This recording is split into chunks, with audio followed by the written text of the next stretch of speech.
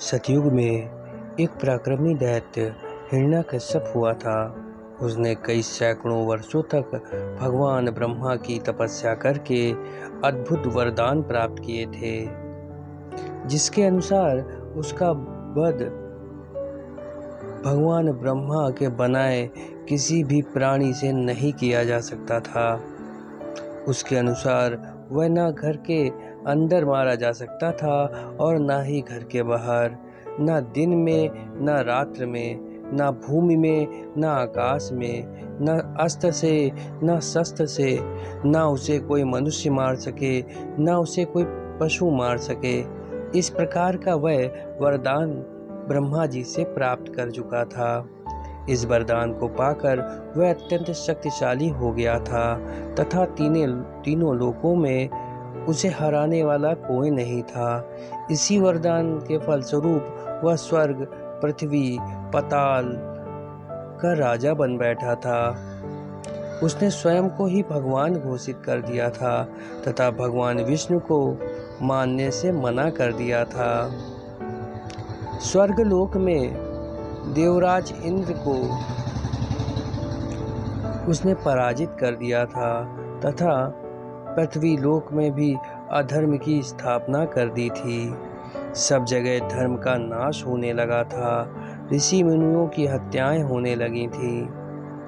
किंतु कहते हैं ना कि भगवान सभी जगह विद्यमान रहते हैं और हर समय अपनी शक्ति का अनुभव कराते रहते हैं। हिरण्यकश्यप तीनों लोक का राजा बन बैठा था, पर स्वयं को भगवान घोषित भी किए था।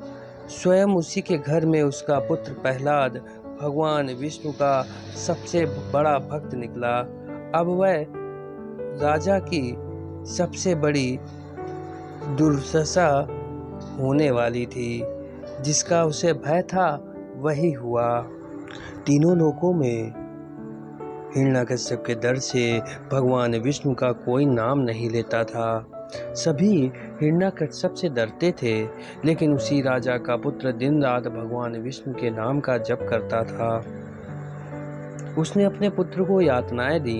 हिरण्यकश्यप के अधर्मी होने के बाद भी उसके घर में भगवान विष्णु का सबसे बड़ा भक्त जन्म लेता है।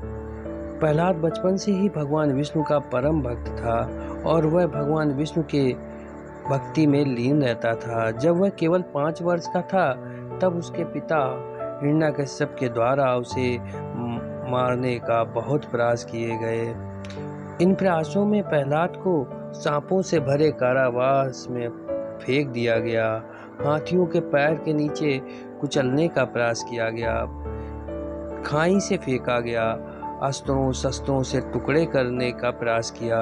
अग्नि से जलाने का प्रयास किया। लेकिन आश्चर्य की बात यह थी कि जब भी कोई प्रयास होता, वह अपने पुत्र का वध करने के विषय में सोचता, श्री हरि का वह नाम जपने लगता और भगवान विष्णु उसकी रक्षा कर लेते।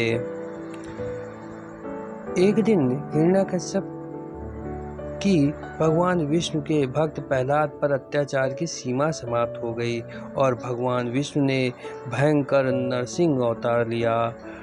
आइए जानते हैं इसके विषय में। वैसे तो भगवान विष्णु अत्यंत नरम और धैर्यवान हैं। इसी कारण वह हर बार शांति से बिना क्रोध किए अपने सबसे छोटे भक्त प्रहलाद की रक्षा करते आए थे।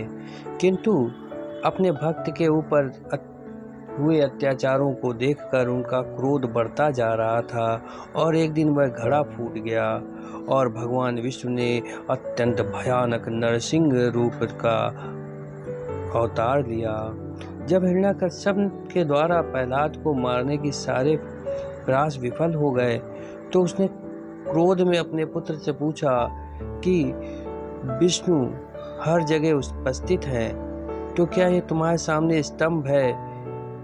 इस स्तंभ में भी श्री हरि हैं। प्रहलाद ने कहा, श्री हरि एक एक कण में है, इसलिए वे सामने वाले स्तंभ पर भी हैं। यह सुनकर हिरण्यकश्यप को क्रोध आ गया और उसने उस स्तंभ को तोड़ डाला। स्तंभ के टूटते ही एक जोरदार दहाड़ सुनाई पड़ी और उसके सामने भगवान विष्णु अपने नरसिंह अवतार में निकले और उसका स्वरूप अत्यंत भयानक था। उनका ऊपर का आधा भाग सिंह का तथा नीचे का धड़ मनुष्य का था। वह जोर जोर से फुसकार मारते हुए अत्यंत भयानक प्रतीत हो रहे थे, जिस कारण आसपास हाहाकार मच गया। सभी सैनिक उनके भयानक रूप को देखकर अचंभित होकर बेहोश हो गए और कितने तो भाग गए। नरसिंह अवतार में भगवान हिरण्यकश्यप पर भीषण प्रहार करने लगे तथा उसे खींचकर भवन की दहलीज पर ले गए। उन्होंने हिरण्यकश्यप को अपनी जांघों पर बैठा लिया तथा अपने बड़े बड़े नाखून की सहायता से उसके पेट को चीरकर अतड़ियाँ बाहर निकाल दी। इस प्रकार भगवान नरसिंह ने हिरण्यकश्यप का अंत कर दिया।